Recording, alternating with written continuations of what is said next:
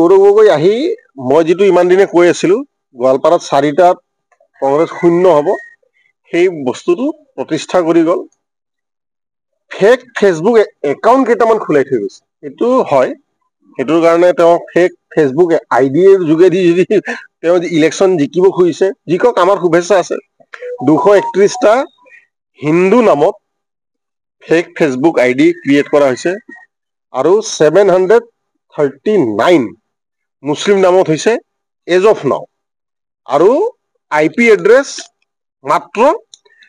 157 IP address track হৈছে তাৰমানে একোটা মোবাইল বা একোটা আইপি এড্ৰেছত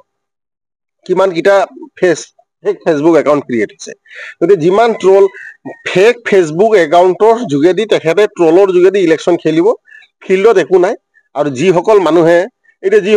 ৰকিবুল হুছেইনক 10 লাখতকৈ বেছি মাৰ্জিনত জিকাইছিলে সেইসকল মানুহে এতিয়া আফচোচ কৰি আছে এইটো কি কৰি পেলালো আমি গতিকে Gaurav Gogoi he is not a serious politician speaking good English doesn't mean good politics গাঁওবুঢ়াটোতো মই কৈয়ে দিছো এইটো স্থগিত হৈ গ'ল আৰু কংগ্ৰেছৰ যিবিলাক দালালে পইচা পাতি বহুতৰ পৰা লৈছিলে কংগ্ৰেছী দালাল বিলাকে সিহঁতে কৈছে না না চিন্তা কৰিব নালাগে 2026 পিছত হৈ যাব 2026 পিছতো নহয় ফ্ৰেছ নটিফিকেশ্যন যদি উলিয়াই দিয়ে যদি ডিষ্ট্ৰিক্ট কমিশনাৰে উলিয়াই দিয়ে ফ্ৰেছ নটিফিকেশ্যন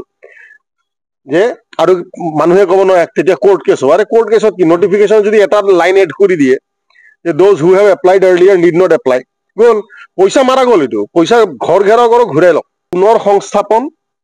উচ্ছেদটো চৰকাৰী প্ৰক্ৰিয়া আদালতে দিয়া আদেশ পুনৰ সংস্থাপনৰ কাৰণে কোনো দালাল ধৰিব নালাগে আপোনালোক ডিচি অফিচত যাওক বসুন্ধৰা ফৰ্ম আছে চৰকাৰী প্ৰক্ৰিয়া অনুযায়ী বসুন্ধৰা ফৰ্ম ফিল আপ কৰক পুনৰ সংস্থাপনৰ কাৰণে ডিচিক এপ্লাই কৰক ইয়াত কিছুমান কংগ্ৰেছী দালাল ঘূৰি আছে যে পুনৰ সংস্থাপন দিম পুনৰ সংস্থাপনৰ নামত পইচা বিচৰা বুলি মোক বহুতে আহি কৈছে গতিকে যেনেকে গাঁওবোৰত পইচা মাৰা যাব পুনৰ সংস্থাপনৰ নামত কোনোবা টকা ল'লে সেইটো পইচাও মাৰা যাব পুনৰ সংস্থাপন চিধা চিধি বসুন্ধৰা ফৰ্ম লওক